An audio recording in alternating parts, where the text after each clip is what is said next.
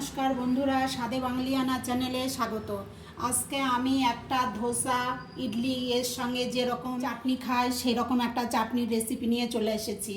একদম south Indian স্টাইলের, হোটেলে কিংবা ধাবায় যেরকম চাটনি পাওয়া যায় আমি সেই চাটনি আজকে আপনাদেরকে বানিয়ে দেখাবো। দেখুন বন্ধুরা, কত সুন্দর হয়েছে। চলুন যাই দেখে নিই এই চাটনিটা কিভাবে আমি বানাচ্ছি। চাটনিটা বানানোর জন্য এখানে আমি দিয়ে দেব 2 টেবিল স্পুন মতন তেল। তেলটা আমার গরম হয়ে গেছে। এখানে আমি 1 মুঠ মতন বাদাম দিয়ে দিলাম, চিনে বাদাম। এটা এখন আমি হালকা ভেজে নেব। এই চাটনিটা একদম সাউথ ইন্ডিয়ান যে হোটেলগুলোতে পাওয়া যায় সেম ওই রকম চাটনি হবে। বাদামটা এরকম হালকা হিটে ভেজে নিতে হবে। এখন এর মধ্যে দিয়ে দেব লঙ্কা। আপনারা যেরকম ঝাল খাবেন সেই অনুযায়ী লঙ্কা দেবেন। আমি 5-7টা লঙ্কা দিলাম, কেননা আমার বাড়িতে সবাই একটু ঝাল বেশি পছন্দ করে। দিলাম 1 ইঞ্চি আদার টুকরো। এটাও এখন আমি একটু ভেজে নেব। দিয়ে দেব কয়েকটা ফ্রেশ কারি পাতা, আর দিয়ে দেব কয়টা পুদিনা পাতা। এটার একটা সুন্দর টেস্ট আনবে। এই যে এরকম একটু ভাজা ভাজা হয়ে গেছে। দিয়ে দেবো একটু তেঁতুল, আর দিয়ে দেবো এটা ভাজা ছোলা, একদম চোচা খোলানো। এটাও এখন ভালো করে এরকম ভেজে নেব। একদম সাউথ ইন্ডিয়ান নারকেলের চাটনি যদি আপনারা খেতে চান তাহলে প্রথম থেকে শেষ অবধি আমাকে ফলো করবেন। এই চাটনিটা যদি মনে করেন আপনি 5-6 দিন রেখে খাবেন, তার জন্যই নারকেলটাও এর মধ্যে দিয়ে দেব। এখানে 1.25 বাটি নারকেল আছে, একদম ফ্রেশ নারকেল কুড়িয়ে দিলাম আমি। এটাও এখন ভালো করে একটু নেড়ে নেব। এটা হালকা নেড়ে নিতে হবে। এটা যদি একটুখানি নেড়ে নেওয়া যায় তাহলে আপনি এই চাটনিটা অনেক দিন ধরে রেখে খেতে পারবেন। এখন অনেকেরই টাইম নাই রেগুলার চাটনি বানানোর, তখন কি করবেন, এইভাবে বানিয়ে রেখে দেবেন, তাহলে ফ্রিজ থেকে বের করেই খেতে পারবেন। এটা ভাজা হয়ে গেছে। এখন আমি গ্যাসটাকে অফ করে দেব।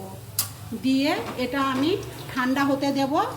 ঠান্ডা হওয়ার পর আমি এটা মিক্সিতে দেব।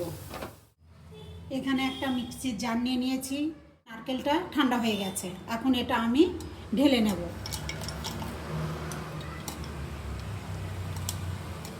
এর মধ্যে এখন দিয়ে দেব পরিমাণ মতন লবণ, 1 মুঠ ফ্রেশ ধনেপাতা,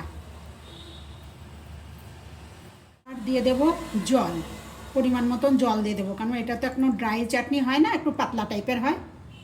এখন এটা আমি পেস্ট করে নেব। আমার এটা পেস্ট করা হয়ে গেছে। এখন এটা আমি ঢেলে নেব। এই যে এইরকম হবে চাটনিটা। এরকম একটা তড়কা প্যান নিয়ে নিয়েছি। এখন তড়কাটা দেব চাটনিটাতে। এখন আমি পরিমাণ মতন তেল দিয়ে দেব। তেলটা এখন গরম হোক। দিয়ে দেব হচ্ছে এখানে 1/2 চামচ বিউলির ডাল আছে। সুন্দর করে একটু ভেজে নেব। দিয়ে দেব একটা শুকনো লঙ্কা ফাটিয়ে। দিয়ে দেব সর্ষা আর একটু হিং। এটা সুন্দর গন্ধ বেরোনোর পর দেব কারি পাতা। এরকম লাল হয়ে যাবে ডালটা। দিয়ে দিলাম কারি পাতা, 7-8টা ফ্রেশ কারি পাতা। এটাও এখন সুন্দর করে ভেজে নেব।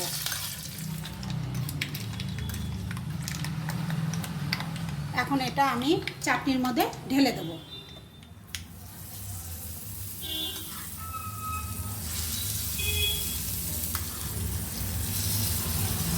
দেখুন আমার চাটনিটাও হয়ে গেছে।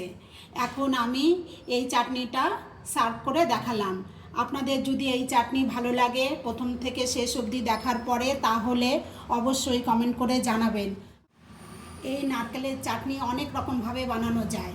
আপনাদের যদি প্রয়োজন হয় আপনারা বলবেন, আমি এক এক দিন এক এক রকম চাটনি নিয়ে চলে আসব। লাইক কমেন্ট শেয়ার করতে ভুলবেন না। আবার ফিরে আসব নতুন কোনো রেসিপি নিয়ে।